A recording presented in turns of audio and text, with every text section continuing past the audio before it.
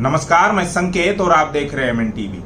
कुछ दिनों पहले ही सुप्रीम कोर्ट में एक याचिका दर्ज हुई है, जिसमें याचिकाकर्ता ने कहा है कि भारतीय संविधान के पहले कलम में अमेंडमेंट किया जाए, उसमें बदलाव किया जाए और जहां पर इंडिया लिखा है उसकी जगह पर भारत या हिंदुस्तान यह शब्द डाला जाए। याचिकाकर्ता का मानना है कि इंडिया इस शब्द से अंग्रेजों की गुलामी का एहसास होता है, राष्ट्रीयता या देशभक्ति का भाव निर्माण नहीं होता और उसकी जगह अगर हिंदुस्तान या भारत नाम रखा जाएगा तो देश के लोगों में देशभक्ति और राष्ट्रीयता का भाव बढ़ सकता है। और इसकी सुनवाई दरअसल कल होने वाली थी, शुक्रवार को होने वाली थी, लेकिन चीफ जस्टिस ऑफ इंडिया यानी मुख्य न्यायाधीश जो है एस.ए. बोबडे, उनका समय नहीं मिला, वे कल उपलब्ध नहीं थे। इस वजह से इस केस की सुनवाई, इस याचिका पर सुनवाई आने वाले 2 जून को होने वाली है और उसी को लेकर काफी सारी चर्चाएं अभी सोशल मीडिया पर भी हो रही है। याचिकाकर्ता का कहना है कि राष्ट्रीयता का भाव इससे निर्माण नहीं होता इंडिया इस नाम से। तो इसी को लेकर कुछ सवाल है, 2-4 सवाल है जिस पर आज हम आज के इस वीडियो में चर्चा करने वाले हैं। सबसे पहला सवाल ये है कि उनकी आइडेंटिटी को, जो याचिकाकर्ता है, उनकी आइडेंटिटी को गुमनाम क्यों रखा गया, उनकी आइडेंटिटी को, उनकी पहचान को छुपाया क्यों गया।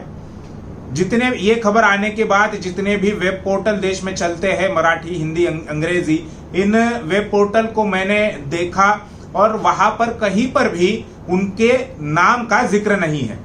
उनका नाम है नमः, जो उनके याचिका में दर्ज किया है, फुल नेम नमः, इतना ही लिखा है। वे दिल्ली के लक्ष्मीनगर के रहने वाले हैं, लेकिन वेब पोर्टल पर यानी जितने भी द हिंदू अंग्रेजी में चलता है, जनसत्ता जो है वो हिंदी में चलता है, उसके बाद लोकसत्ता मराठी में चलता है और जितने भी नवभारत टाइम्स हो, दैनिक भास्कर हो, अमर उजाला हो, उनके वेब पोर्टल को मैंने देखा, उस खबर को पढ़ा, लेकिन कहीं पर भी उनका नाम लिखा हुआ नहीं है।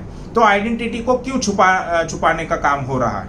उनको किससे डर है? उनको, उनकी जान को किससे खतरा है? उनको ऐसा क्यों लगता है कि उनको कोई नुकसान पहुंचा सकता है? अब आइडेंटिटी को छुपाने का जो काम है, पहचान को छुपाने का काम देश में ब्राह्मणों ने किया है। इसके लिए मैं 2 उदाहरण आपके सामने रखना चाहूंगा। पहला उदाहरण है छत्रपति शिवाजी महाराज, जिनके ऊपर एक हमला किया गया, इतिहास में बताया गया उनका नाम कृष्णाजी भास्कर, इतना ही बताया गया। छत्रपति शिवाजी महाराज पर हमला हुआ, उनके सर पर यहाँ पर चोट आई और मरते दम तक यानी आखिरी सांस तक वो चोट वैसे की वैसे रही और उनका नाम बताया गया कृष्णाजी भास्कर, जिन्होंने छत्रपति शिवाजी महाराज पर हमला किया, वार किया। दरअसल उनका असली नाम है कृष्णा भास्कर कुलकर्णी। पूरा नाम जो है उनका कृष्णा भास्कर कुलकर्णी है, लेकिन इतिहास में हमें पढ़ाया गया कि उनका नाम कृष्णाजी भास्कर है, यानी कुलकर्णी उनका जो सरनेम है, उनका जो लास्ट नेम है, वो छुपाया गया। वो इसलिए छुपाया गया कि अगर वो पता चलता तो लोगों को समझ में आता कि ये ब्राह्मण है और ब्राह्मणों ने छत्रपति शिवाजी महाराज पर हमला किया है। इस वजह से उनकी आइडेंटिटी, उनको पहचान को छुपाया गया। दूसरा उदाहरण मनुस्मृति का है। मनुस्मृति आप सभी को पता है कि किस प्रकार से असमानता, भेदभाव, विषमता पर आधारित है और अमानवीय जो कानून है वो मनुस्मृति में लिखे गए हैं। वो लिखने वाले व्यक्ति का नाम बाबा साहब अम्बेडकर ने अपनी किताब में लिखा, सुमति भार्गव नाम के एक ब्राह्मण ने वो लिखी है, लेकिन प्रचार में लाया कि ये मनु ने लिखी हुई मनुस्मृति है। उनका नाम सुमति भार्गव, अगर ये नाम सामने आ जाता, इसी नाम से अगर वो प्रचार होता तो लोगों को समझ में आता कि ये ब्राह्मण ने लिखा है और हो सकता था कि अगर ये नाम लोगों के सामने आ जाता तो लोग ब्राह्मणों के विरोध में जाते। ऐसा ना हो, इसलिए उन्होंने सुमति भार्गव की आइडेंटिटी को, उनकी पहचान को छुपाने का काम किया।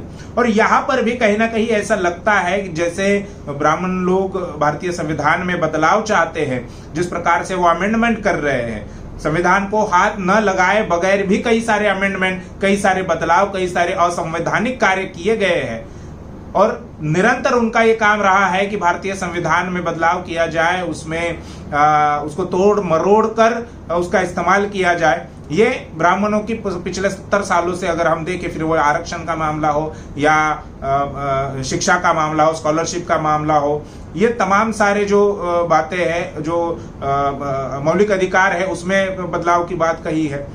तो ये तमाम बातें ये इस तरफ ही इशारा करती है कि ये काम आज के तारीख में संघ के लोगों द्वारा किया जा रहा है, जिस प्रकार से उस याचिकाकर्ता की आइडेंटिटी को छुपाने का काम हो रहा है। एक हो गई ये बात। दूसरी बात यह है कि दूसरा सवाल यह है कि भारत को यानी इंडिया को हिंदुस्तान क्यों कहा जा रहा है। अब उनका कहना है, याचिकाकर्ता का कहना है कि इंडिया की जगह भारत या हिंदुस्तान ये नाम उसमें लिखे जाए, लेकिन आर्टिकल पहला आर्टिकल अगर आप संविधान का पढ़े तो उसमें इंडिया दैट इज भारत यानी भारत ऑलरेडी उस आर्टिकल में लिखा हुआ है। तो इंडिया इस शब्द को हटाकर वे भारत नहीं रखना चाहते, बल्कि वह हिंदुस्तान ये शब्द रखना चाहते हैं। और हिंदुस्तान क्यों रखना चाहते हैं? क्योंकि ये ऑफिशियली कहा जाए कि भारत अभी हिंदुओं का देश है, ये हिंदुस्तान है, ये हिंदू राष्ट्र है।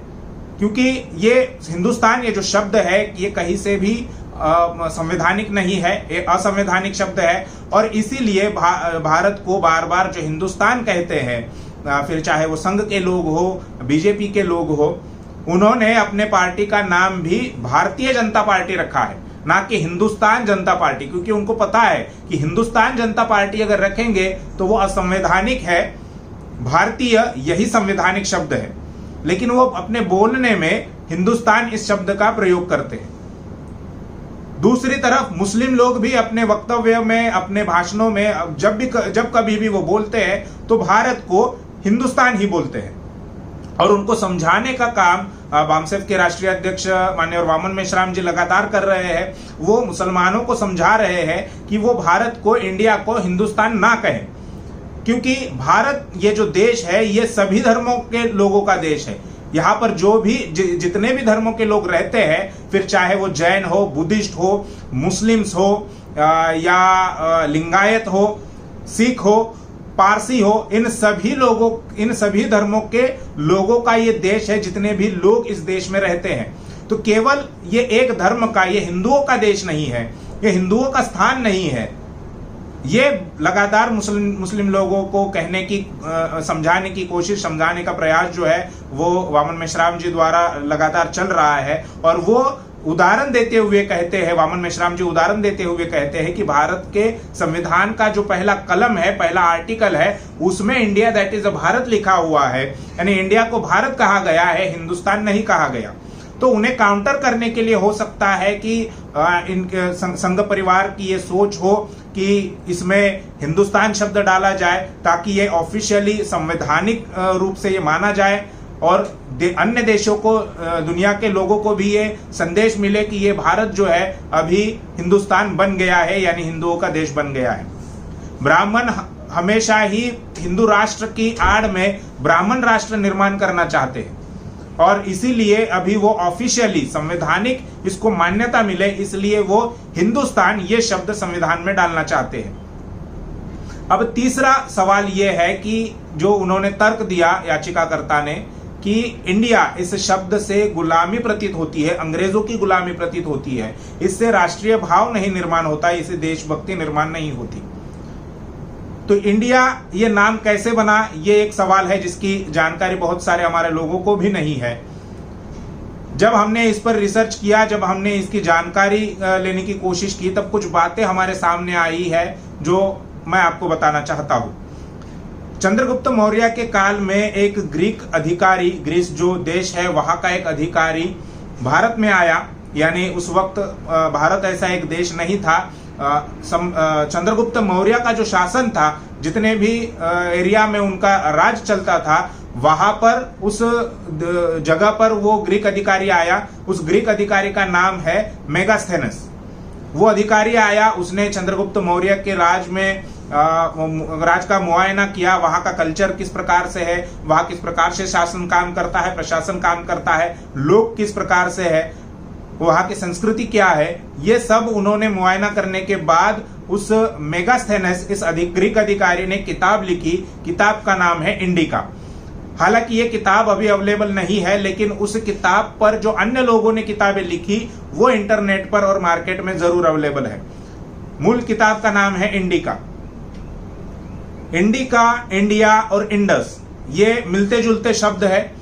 इंडिया ये नाम सिंधु नदी को इंडस रिवर कहा जाता है और इंडस वैली में यानी इंडस रिवर के पास रहने वाले लोगों को इंडिया कहा जाने लगा। और ये कोई अंग्रेजी शब्द नहीं है, ये अंग्रेजों का इजाद किया हुआ शब्द नहीं है, ये ग्रीक वर्ड है। इंडस, इंडिया, इंडिका, ये ग्रीक वर्ड है। इसका कहीं पर भी दूर दूर तक अंग्रेजों से कोई संबंध नहीं है। तो यह तर्क जो दिया गया कि इससे अंग्रेजों की गुलामी का एहसास होता है, इससे अंग्रेजों की गुलामी हमें प्रतीत होती है इंडिया के नाम से, लेकिन इंडिया इस शब्द से अंग्रेजों का दूर दूर तक कोई संबंध नहीं है। यह ग्रीक वर्ड है जो सिंधु नदी के घाटी में, सिंधु नदी के आसपास रहने वाले लोग, उनको इंडियंस कहा जाने लगा। और इसका लिखित दस्तावेज इंडिका इस किताब में देखा जा सकता है, यानी उस पर जो किताबें लिखी, उस किताब पर जो अन्य लोगों ने किताब लिखी, उसमें वो देखा जा सकता है। याचिकाकर्ता जो नमाह, जिनका नाम याचिका में लिखा गया है, जिनके आइडेंटिटी को छुपाने का काम किया गया, उनसे हमारा सवाल है कि अगर इंडिया इस नाम से राष्ट्रीयता का भाव निर्माण नहीं होता या अंग्रेजों की गुलामी प्रतीत होती है, ऐसा अगर आपका कहना है, तो पिछले 70 साल में जब ये शब्द संविधान में है, तब भी हमारी राष्ट्रीयता बढ़ी है या घटी है? हमारी देशभक्ति बढ़ी है या घटी है? शब्द 70 सालों से संविधान में है, लेकिन फिर भी हमारी राष्ट्रीयता बढ़ गई है, हमारी देशभक्ति बढ़ गई है। हम कहीं पर भी हमें अंग्रेजों की गुलामी का एहसास नहीं होता इस शब्द से। अगर शब्द को यानी इंडिया को अगर दूसरा नाम देना ही है, अगर आप चाहते हैं कि मूल भारत का जो मूल नाम है वो उसे दिया जाए, तो भारत का मूल नाम जम्बूद्वीप है। कई सारे पाली लिटरेचर में आपको ये नाम दिखाई देता है, हो सकता है कि ये संस्कृत में भी हो। जम्बूद्वीप ये भारत का असली नाम है। अगर नाम देना है भारत को, उसकी अगर मूल पहचान ही देनी है, तो जम्बूद्वीप ये सही नाम होगा। लेकिन इंडिया, इस नाम से अंग्रेजों का संबंध जोड़ना और लोगों को भ्रमित करना, ये गलत बात है। और यही ये याचिका थी जिस पर 2 जून को सुनवाई होगी। बहुत सारे हमारे लोगों को इसकी जानकारी नहीं थी, इसलिए हमने ये जरूरी समझा कि आपको इस वीडियो के माध्यम से जानकारी देनी चाहिए। इस पूरे विषय पर आपकी क्या राय है, ये हमें कमेंट बॉक्स में जरूर लिखकर बताइए। और इससे जुड़े हुए और भी अगर तथ्य कुछ आपको आपके पढ़ने में है, आपके जानकारी में है, तो वो भी हमें कमेंट में जरूर लिखकर बताइए। शुक्रिया।